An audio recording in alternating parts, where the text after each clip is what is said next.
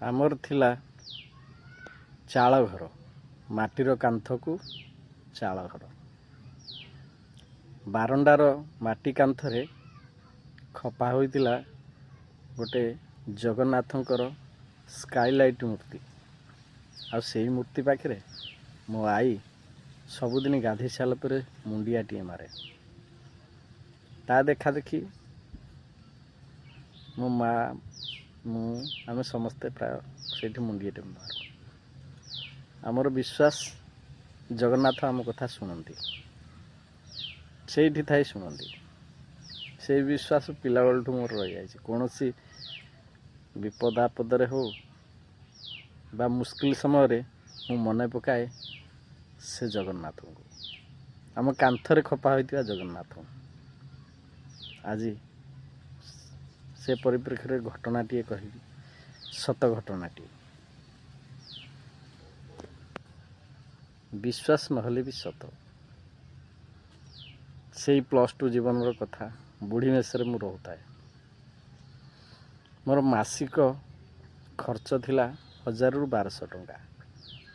ମେସ୍ରେ room charge ନେଉଥିଲେ 300 ଟଙ୍କା,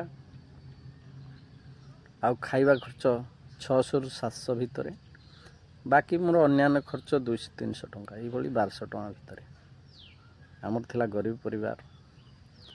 ବାପା ପାଲା କରନ୍ତି, ତା ସହିତ ସାଇଡ଼୍ ବିଜନେସ୍ କିଛି। ଭାଇ ନୂଆକିରି ମାଷ୍ଟର ଚାକିରି କରିଥିଲେ। ସେତିକିରେ ଆମର ବଡ଼ ପରିବାର ଚଳେ। ସେଇଥିରୁ ବଞ୍ଚେଇକି ମୋ ପାଖକୁ ପଇସା ପଠାନ୍ତି।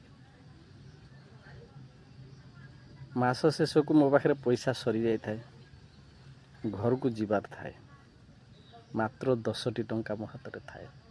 ଘରକୁ ଯିବି, 2-3 ଦିନ ରହିବି, ଆଉ କିଛି ପଇସା ନେଇ ଆସି ମେସ୍ ପଇସା ଦେବି। ଏହା ଥିଲା ମୋ ଲକ୍ଷ୍ୟ। ହେଲେ 10 ଟଙ୍କାରେ ଯିବି କେମିତି? ଗାଁକୁ ଆମର ଭଡ଼ା ପଡ଼େ, ବସ୍ ଭଡ଼ା 15 ଟଙ୍କା ପଡ଼େ। 10 ଟଙ୍କା ଖାଇବାକୁ ବି ପାଖରେ ପଇସା ନାହିଁ, କ'ଣ କରିବି? ସେ ଜଗନ୍ନାଥଙ୍କୁ ନମସ୍କାରଟିଏ କଲି, କହିଲି ତୁ ବୁଝିବୁ। ମୁଁ ବାହାରିଲି, ଗଲି ଗୋଟେ ଦୋକାନକୁ, 5 ଟଙ୍କାରେ ବିସ୍କୁଟଟିଏ ଆଣିଲି। 10 ଟଙ୍କା ନୋଟ୍ଟି ବଢ଼େଇ 5 ଟଙ୍କାରେ ବିସ୍କୁଟଟେ ଆଣିଲି। ସେ 5 ଟଙ୍କାର ବିସ୍କୁଟଟେ ଦେଲେ, ଆଉ ମୋତେ ଫେରେଇଲେ କେତେ ଟଙ୍କା ଜାଣନ୍ତି? 95 ଟଙ୍କା। ସେ ଭାବିଲେ ମୁଁ 100 ଟଙ୍କିଆଟେ ଦେଇଛି। 95 ଟଙ୍କା ପାଇ ପ୍ରଥମେ ତ ମୁଁ ଖୁସି ହୋଇଗଲି। ଭାବିଲି ସେ ଜଗନ୍ନାଥ ମୋ ଡାକ ଶୁଣିଲେ। କିନ୍ତୁ ପର ମୁହୂର୍ତ୍ତରେ ମୋ ବିବେକ ମୋତେ ବାଧା ଦେଲା। ସେ ବି ତ ବେପାର କରୁଛି, ତାର ଦାନା ପାଣି କାହିଁକି ମୁଁ ମାରିବି? ପିଲାଦିନୁ ସଂସ୍କାର ଭିତରେ ବଢ଼ି ଆସିଛୁ। ମୋ ବାପା ଜଣେ ପାଲା ବାୟକ ଏବଂ ବ୍ରାହ୍ମଣ ଶାସନ ପାଖରେ ଆମର ଘର। ଆମର ଶିକ୍ଷିତ ପରିବାର। ମୋ ବାପା ବି ମୁରବୀ ଭାବରେ ବିଭିନ୍ନ ନ୍ୟାୟ ହିସାବରେ ବସନ୍ତି। ଛୁଆଦିନ ଆମେ ଶିକ୍ଷା ପାଇଛୁ, ଚୋରି ଠକାମି ଏସବୁ ଆମେ କରିବୁ ନାହିଁ।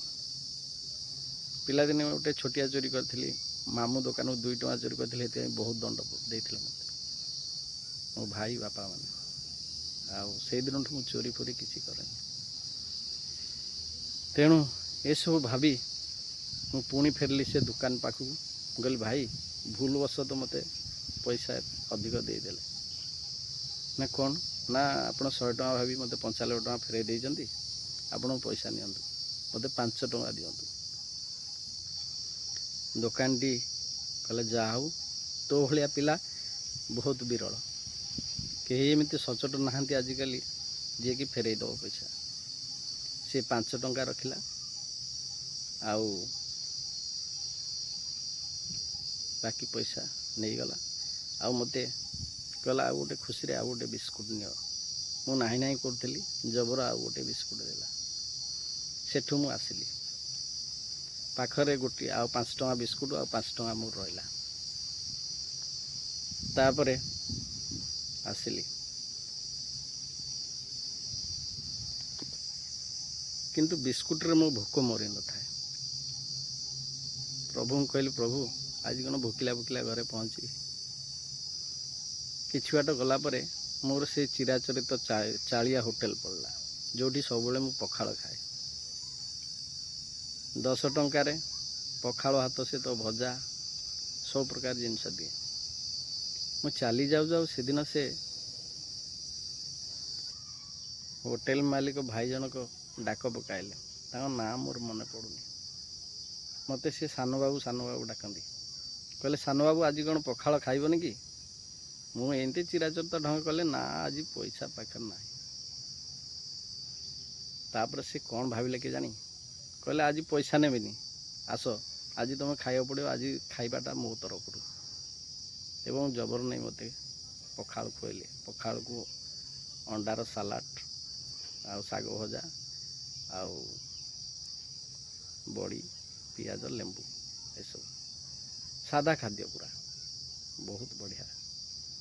ଯାହା ହଉ, ମୁଁ କହିଲି ଜଗନ୍ନାଥ ମୋ ପାଇଁ ଖାଇବା ବରାଦ କରିଦେଲେ। ତାପରେ ମୁଁ ଗଲି ବସ୍ ଷ୍ଟାଣ୍ଡକୁ।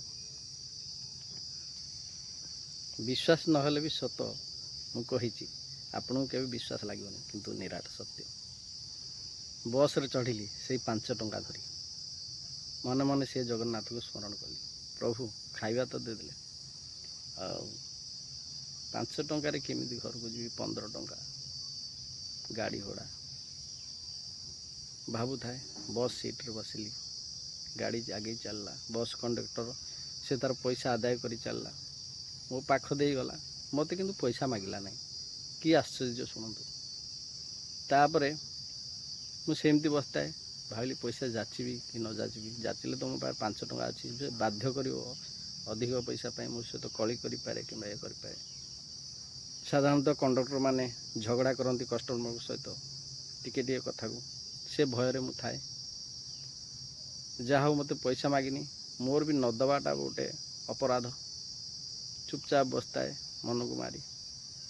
ସେ ପଛ ଆଡ଼ୁ ଲେଉଟିଲା ପରେ ମୋତେ ଆଣି 35 ଟଙ୍କା ଫେରଉଛି। ମୁଁ କହିଲି ଭାଇ 35 ଟଙ୍କା କାହିଁ ମୋତେ ଫେରାଇଲେ? ମୋତେ ତ ପଇସା ମାଗିନାହାନ୍ତି। କହିଲେ ତୁମେ ପା 50 ଟଙ୍କା ଦେଲ। ମୁଁ କହିଲି କି ଆଶ୍ଚର୍ଯ୍ୟ ଭାଇ, ମୁଁ ତୁମକୁ ପଇସା ଦେଇନି, ମୋ ପକେଟରେ ପଇସା ନାହିଁ, ମୁଁ ଚୁପଚାପ ବସିଛି, ଆପଣଙ୍କୁ ଦେଇନି, କିଛି ଖରାପ ଭାବିବେନି। ତା ପଇସା ଫେରାଇ ଦେଲି। କଣ୍ଡକ୍ଟର କ'ଣ କହିଲା ଜାଣନ୍ତି? କହିଲା ତୁମେ ବହୁତ ସଚୋଟ ପିଲା, ଯାହା ହଉ ସତ କଥା କହିଛ। ତୁମ ପଇସା ମୁଁ ତୁମଠୁ ନେବିନି ଆଜି, ସବୁଦିନ ତ ନେଉଛି। ଏଣୁ ଆପଣ ବିଶ୍ୱାସ କରନ୍ତୁ କି ନ କରନ୍ତୁ, ସତ କଥା କହିଲେ ଜଗନ୍ନାଥ ସବୁବେଳେ ଅଛନ୍ତି। ଜୟ ଜଗନ୍ନାଥ।